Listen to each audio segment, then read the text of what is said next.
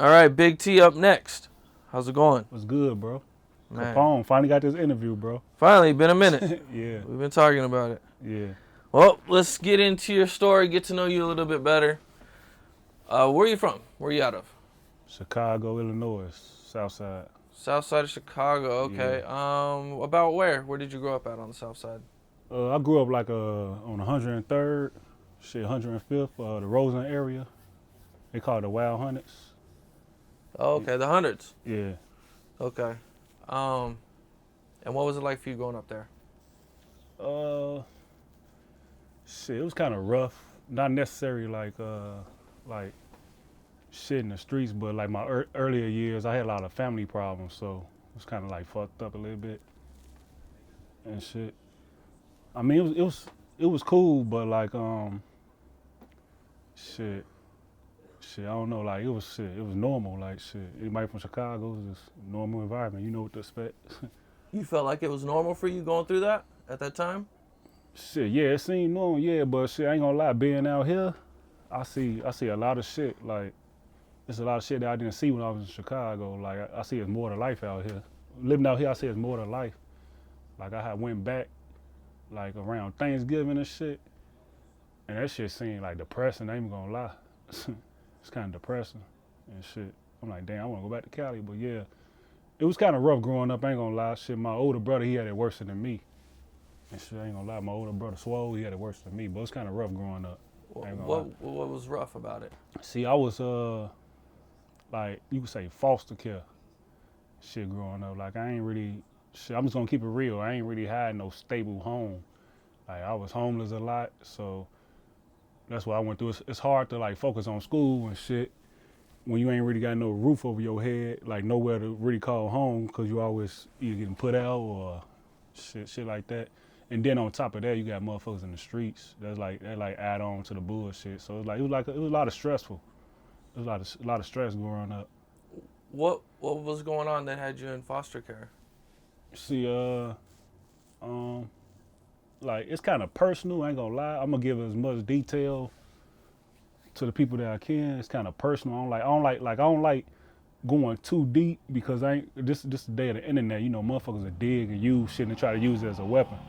So I'm gonna go like, uh, shit. I was just shit. My parents wasn't there and shit. Not necessarily because they was bad parents. It's just certain circumstances on why they wasn't around and shit. I mean, I had my dad and shit. He I ain't gonna lie, he was there for me, he helped me out. But like my mom and shit, the situations happened with that. I don't really want to go too deep in on that. You're growing up living in foster care. Are you always in foster care? Or are you in and out of there? It was kind of like I ain't gonna sit on the camera and say it was like 100% foster care. I was staying with a relative, but it felt like foster care because the relative I was staying with, I was like a check to the relative. Like the relative was getting a check for me to stay there. I don't know if you familiar with anything like that. Yeah. And it's shit. It's basically like I feel like the motherfucker didn't really care. I was just there to shit, cause I was a check basically. I was a living check for them. Like they didn't really want me there. I was just some money for them month to month. And I was like, I felt that, like they showed that. I mean, they had their times when they showed, they had times where they showed they really care, and it was times they showed they didn't care, and shit. If that makes sense, I don't know if that makes sense. Yeah. No, I hear you. I hear you, man. But yeah, So, what's going on at that young age? How are you feeling about everything? You know, with your parents not, well, your dad's in your life, but you're not living with your parents. You're staying with, you're not having this great relationship with the family you're staying with. that shit's stressful. Like that shit's stressful as fuck. I ain't gonna lie. Like I ain't gonna lie. I still got a lot of that anger deep inside me too. I'm 28 years old and shit. I still carry that. Like that shit. Like I don't know. I think I be putting it too much on the tracks and shit. Like I explode on the track. Like, cause actually I always wanted to be a actor. That was my passion. I just like doing music cause I feel like a therapy class. I can say what I want and get shit off my chest. But yeah, it was stressful. It was rough, bro. It was rough. That's why I deal with my earlier stages. Like I'm talking like when I was like a shorty, like when I was a kid, and then when I got older, that's when shit, where a lot of motherfuckers from Chicago start experiencing street life and the shit in the streets and a lot of bullshit that come with that. Yeah. Did you have any brothers and sisters? Yeah, I got 2 brothers and 2 sisters. Were they with you, or were you guys together? No, one of my brothers was in jail and shit. Is that the brother you said that had it harder than you? No, that's my brother. I ain't gonna say his name on camera, but I'm just gonna say that's my brother B. He was in jail. Then my brother Swole, I call him Swole and shit, cause this motherfuckers be knocking motherfuckers out. Coming up, I seen him just breaking motherfuckers down and shit on some Swole Debo type shit. So I called everybody should call him Swole Lord and shit. So he had it rough because he ain't have no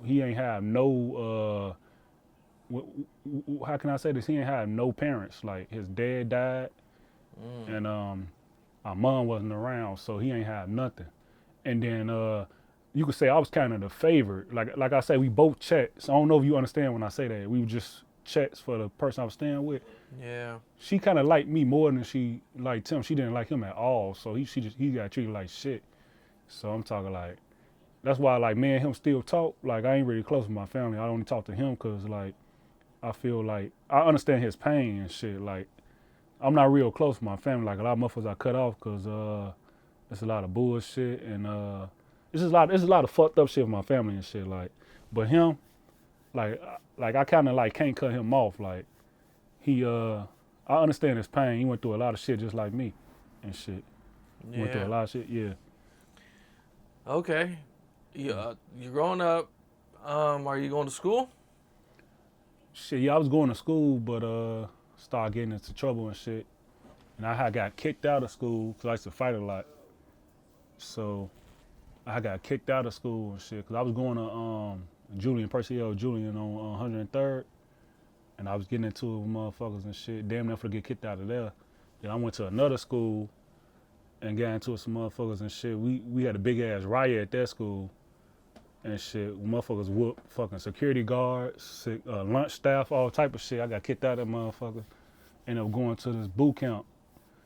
They don't call it a boot camp, but it was like a boot camp. It's this shit called Lincoln Challenge Academy in Rantoul, Illinois. It's kind of like a military school type shit. Basically, we had to do military shit every fucking day. Like they'd wake us up at 4 in the morning and make us run and do push-ups, all type of shit. And shit. So that's I got my. How old were you when you were doing that? Shit, I was like 17, 16 when I was in that shit. So right before you turned 18. Yeah, I turned 18 in there. And shit, when I turned 18, I got my GED and everything. Yeah. And do you leave on your 18th birthday or do you stay? No, I finished. It was a program and shit. So I finished the program and then I came back to Chicago. It was in Rantoul, Illinois, by Champaign. That's like 2 or 3 hours away from Chicago. So. Okay, you go back to Chicago, and do you go back to getting in trouble? Do you go back to the streets, or? Yeah, I was getting in trouble and shit. I was getting into it with motherfuckers and shit. Cause this time I was 18, so I'm not a check no more. So I'm just all the way out there, and like I got to figure shit out on my own. This would make me kind of mature too. It was kind of fucked up what happened. Like I'm talking like in a fucking I was in a motherfucking Chicago cold as hell, so I'm in a motherfucking in the wintertime I'm homeless, so I'm sleeping on. They got the red line, like people from Chicago know what I'm talking about. I'm sleeping on the red line for a long time. I'm like taking. It ain't like out here. Out here, I think like after a certain time they kick everybody off the train or some shit. I don't know how they do it out here. Sure. Well, in Chicago, they got this line called the red line. It's a red line, green line, pink line. But the red line's like, it runs all the way like to the hundreds and shit, to 95th and shit. So I used to take that train back and forth because it go all the way to the north side, and then it turn around, come all the way back to like to 95th. I used to take that shit back and forth. And then one of my homies and shit, his mom seen what I was doing. She let me stay with her for a little while in the projects on 95th. What do you mean you used to take it back and forth? At nighttime, like I'll be sleeping on the motherfucking train. Like I'll sleep on it and take it all the way to 95th. And then when it stop in, I get off and cross and go across the platform and get on there again, take it all the way back to north side, all the whole fucking night. You just do that all night and sleep on the train back and forth. Yeah, then when it get daytime, I go to one of my homies' crib or a female crib or some shit. And I did that for a while too. And that shit was crazy as hell. I ain't never gonna forget that shit. That sounds rough. Yeah, Man. Wow. yeah. Okay. Okay, so you're homeless and are are you looking for a job or are you trying to make money? How are you, surviving? Shit, I was doing. I ain't gonna lie, I was doing any and whatever to make money and shit. I ain't gonna lie, I was trying to look for a job, but I couldn't get no fucking job, so I was doing whatever I could and shit to get money and shit. Like whatever the fuck I could, motherfuckers. Whatever worked at the time, I did it. I ain't gonna lie, I ain't care what it was and shit. And I was getting into it a lot of motherfuckers because I was in the projects on 95th. I was getting into it with motherfuckers over there and shit. Motherfuckers getting their ass smoked and shit over there. And I had made a fucked up ass song too. I ain't gonna lie. I made a fucked up ass song called Full Clip to Death, Ready to Die. And my sister seen that shit and got scared. And she had came and got me and shit from out there and shit. And I was with my sister for a little while. Yeah. Your sister stays in Chicago or No, my sister, she stayed like in like near Elgin and shit. That's like the suburbs and shit. So I was out there with her for a minute.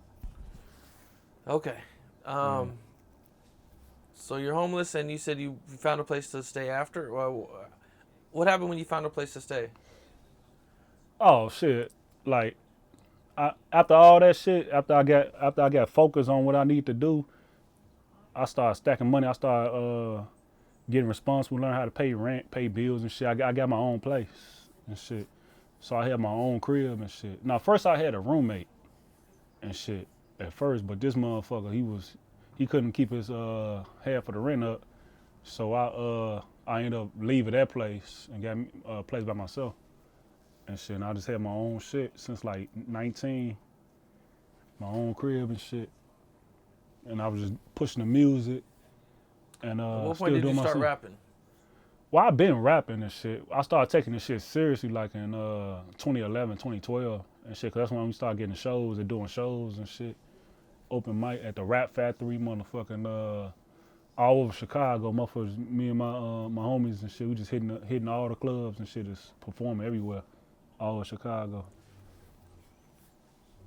and shit. But you could say on a professional level, to take it like taking it serious, yeah, you could say I started rapping at age. I was like 19, so like 2012, 2011 is when I really started like doing professional videos and shit in the hood and shit. But I've been rapping since since I was like motherfucking 8 or fucking 7 years old. I used to have this motherfucker like I don't know if you know the characters from Toy Story. You know I'm familiar with it. you know the Toy Story the little toy when you can record with the mic. Okay. I used to have that and shit. I got that. And it was kind of like the movie. You could put a tape in that motherfucker, and I put a tape in that bitch, and I'm recording, and then I rewind. I'm like, oh shit, that's my voice. They're like, that's not true. I'm like, yeah, that's me. I just made that right now.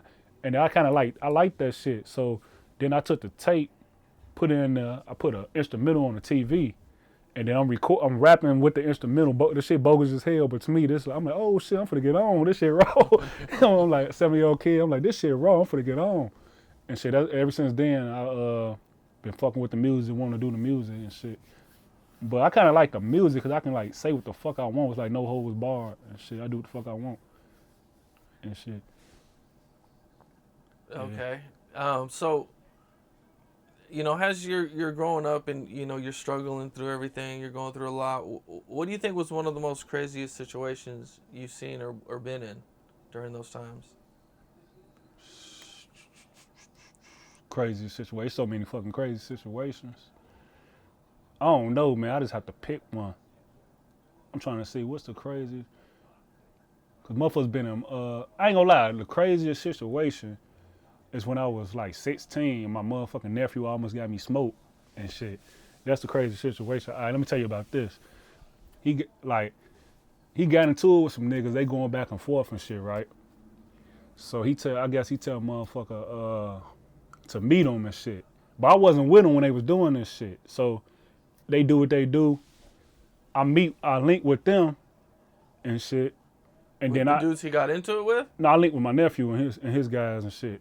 And they still into it where I don't know what's going on. So I was like, all right, because I want to go get some pussy and shit. So I'm like, all right, I'm going to link back with y'all at the park and shit.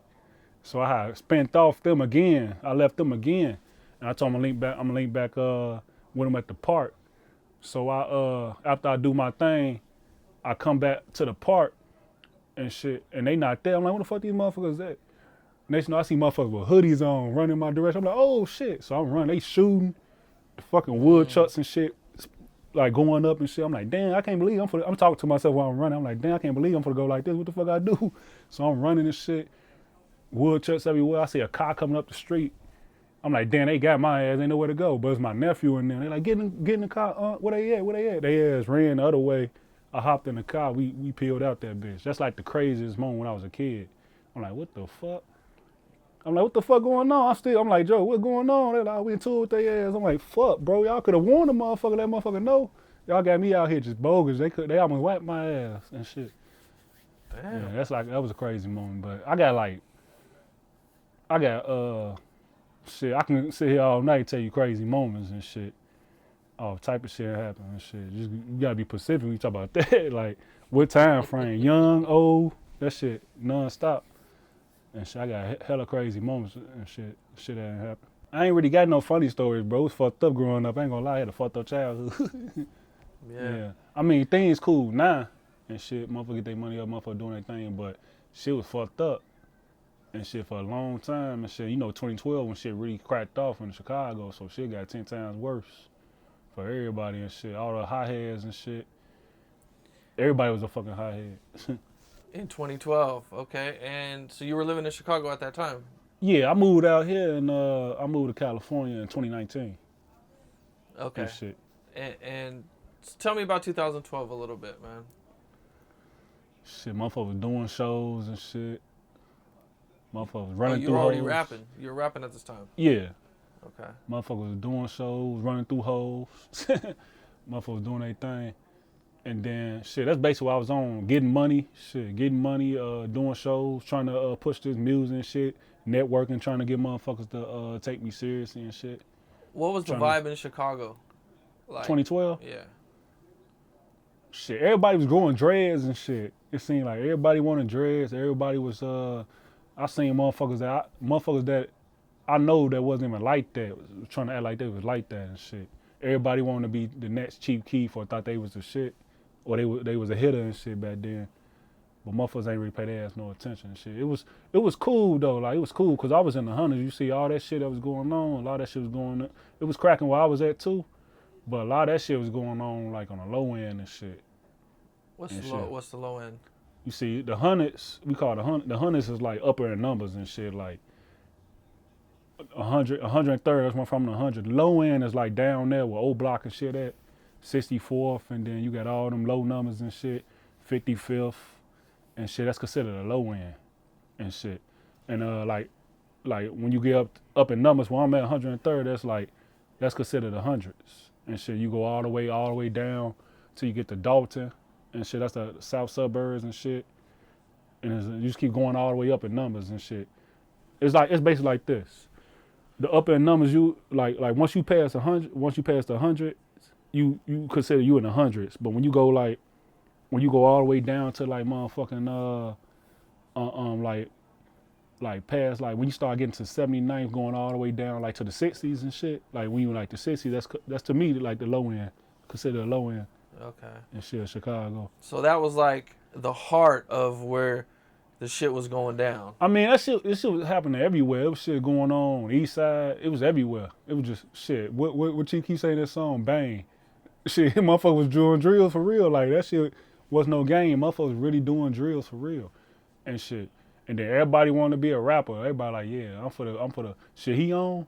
I'm for the go shit. Motherfucker was like, I could do better than that. I'm for the drop me some songs, and everybody was repping their hood and shit. They wanted all they homies in the videos and shit. And shit, everybody was hungry for that shit. It was like shit. It's kind of like crab in the bucket and shit. It's like motherfuckers fighting for the top, and motherfuckers pulling each other down. And that's motherfuckers fight for the top. Motherfuckers was hungry then. I ain't gonna lie. We had a lot of talent too in 2012. I say that. We had a lot of talent back then and shit. A lot of motherfuckers lost their life and shit. But yeah, everybody was doing their thing. Like Chicago was the new Hollywood around that time. Because we had all type motherfuckers coming out of there doing their thing around that time, 2012. Shit, that's the era to remember right there. 2012. Yeah. Yeah, Yep. definitely, man. That's when Chief Keef cracked off, and A lot of other the beginning of the motherfuckers. drill. Well, I mean, not the. I don't want to say the beginning of the drill movement, but that's when it. That's when it went like mainstream. Right, Yeah. right. And you're also an actor. Yeah. Okay, what? How'd you get into acting? Shit, I was like putting out comedy videos and shit. On Cause Instagram? no, this before Instagram. This one I was just putting it on YouTube and shit. Cause everybody used to think I was funny as hell. They still think I'm funny and shit. I used to do martial arts and shit back in the day. So I used to make like martial art comedy videos and shit. And motherfucker used to watch that shit. But I had a lot of videos, but this one motherfucker that I used to fuck with, he had got in my account and deleted the shit on some hating shit. So I kind of like said, fuck that, I don't want to do that. I'm just gonna make music and shit. And that's what got me into that. I started doing more music, but the acting and shit, I always had a path. Like that's my dream. Like it was always my dream to be in a movie. And I honestly could say I achieved one of my dreams in life. I had like 3 motherfucking dreams. Number 1 was to get rich as fuck. Number 2, be in a movie. And number 3, shit, make it out of Chicago. So you can say I achieved 2 of my motherfucking dreams. Now just one more, get rich as fuck. Filthy rich. Yeah. What made you leave Chicago? Because I was like networking with a lot of directors and shit, and they had like a lot of opportunity out here. And they were like, bro, we can help you better if you come out here. You should relocate. If you serious, you should come here to California, because like basically like Chicago scene is different than California scene. So I basically came out here to pursue the acting. I could have did in Chicago, but I got more plugs and more connections out here, so that's why I came to California. And shit, why not? And while I'm doing that, I can still make music as well on top of it. Yeah, Okay, and I see you have a few features. yeah. Who all have you worked with? Uh, Mainstream or just Chicago or just in general? I mean, people that we would know about. That we Uh, would know. Shit. I see you interview Bo Deal. That's the homie right there. Good dude.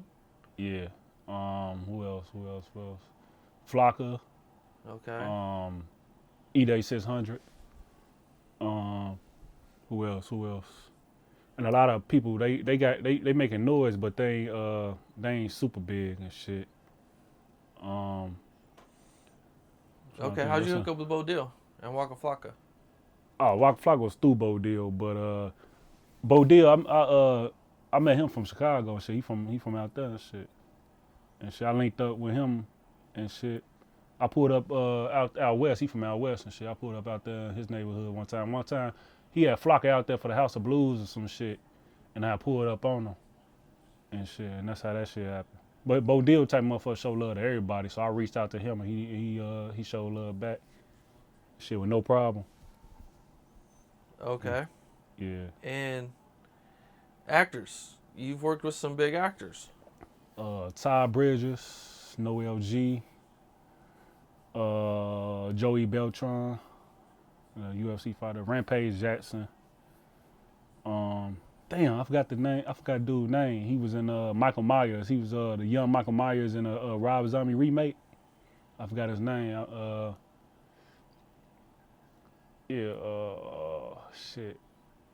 Steven DeForest. He in the On the Block series on Netflix. Do you have anything coming up that you could talk about, movie wise? I got Death Rising on the way.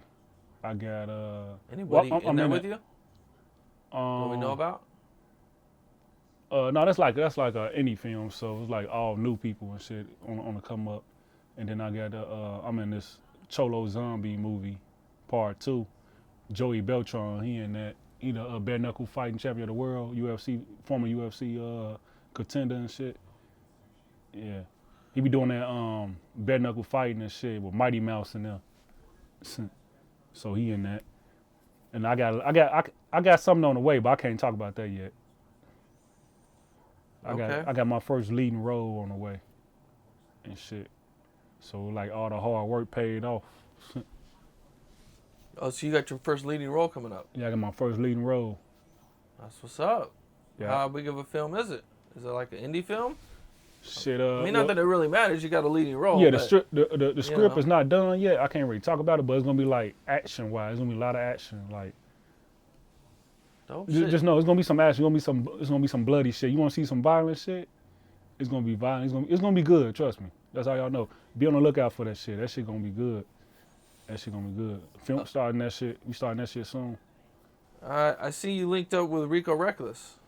And Yeah, Rico. Rico. Y'all know Lil Mister. That was my guy. Shit. We ain't see eye to eye before he died, but shit, he was cool. One time we had a good relationship. Rico Recklezz. He was in my video, the Ops and shit. One of my first professional videos, I could say. And shit, he cool. Rico ass be tweaking. I ain't gonna lie, but we cool though. We don't like. I ain't got no beef with Rico Recklezz and shit. I ain't no beef with him and shit. Free Rico Recklezz too. He locked up. Freedom. Yeah. I ain't got no smoke with bro. You guys just had a falling out? A little falling out? It was like over some clout shit. He was like taking sides of motherfuckers and shit. It wasn't really no real beef and shit. It wasn't really no real beef for Lil Mister and them either. They just, motherfuckers I got into it out of their circle, they just took their side more because it's like some clout shit. Who more popular type shit. Motherfuckers want to, because me, I'm the type of motherfucker, I'm going to fuck with everybody. I don't care what you is and shit. Until motherfuckers start like trying to gain up and go in on me, then that's when I just release on their ass and shit. Like, I'm not gonna back down from nobody and shit. Like, I don't care what you is, what gang you in. You show love to me, I'm show love back to you. You say fuck me, it's fuck you. Simple as that. And shit, that's how I feel about that. Okay, and did you guys work together? You guys do any songs together? I did a song with Lil Mister and shit. I ain't never worked with Rico Recklezz. We supposed to have did something, but we ain't never do nothing. I got a song with Lil Mister out though. And shit. Okay. You know, you've worked with a lot of big names, you know, out of Chicago, from Bo Deal to Little Mister, and, you know, Waka Flocka, who's, you know, not from Chicago, but, you know, still a big name. What do you got coming up music-wise? I got an EP up for the get ready to drop. I've been working on it and shit. It's called Sorry About That Buddy. The EP dropping soon and shit. Probably drop like around June or something. I don't know. I ain't put the art out yet. But I'm only like I only got like 2 songs left to record and that shit done. That shit gonna go crazy. I was listening to that shit in the studio like, yeah, I can't wait to release this shit. I be putting out little snippets and shit. I be wanting to release shit, but I'm like, no, don't do it. You gotta be patient and shit. Wait till that shit done. I just be wanting to release a whole song and shit. I be sitting on a lot of music too. I got a habit of doing that. Like, I got shit from 2013 that I ain't dropped and shit on for to put out. And shit, I don't know. It just gotta be perfect. Like, I don't know. I don't wanna. You say I'm a perfect. How you say it? Perfectionist? Yeah, perfectionist and shit. I don't know. I just don't be wanting to put shit out there. Like, I be wanting to make sure that shit sound right. It's like I'm my biggest fan. Like, if I do some shit that's not right, I'm be talking about myself. Like, why you do that shit? That shit bogus as hell. Yeah. Well, man, you're doing your thing. You know what I'm saying? I see. Looks like you got a bright future with the acting, you know, and the music. But it seems like the acting is the one that's taking off for you. Right. You know, working with some big names, and it seems like you got some steady work coming. You said you got a lead role coming, so Yeah. you know, that's what's up. That's good shit, man. All right. Appreciate it. Yeah, definitely, man. You know, this was a you know, dope interview, man. I appreciate you. You know, you went through some you know, unfortunate tragedies in your life. You know what I'm saying? Growing up rough and from being homeless, man, and you know what I'm saying, now you're on your way to you know, doing movies, and you know what I'm saying, that's an inspiration right there, you know? Yeah. You know, that's what's up, man. You know, wish you success, you know, keep doing your thing. You know Appreciate what I'm saying, man? And you know, yeah, definitely, man, for sure. Yeah.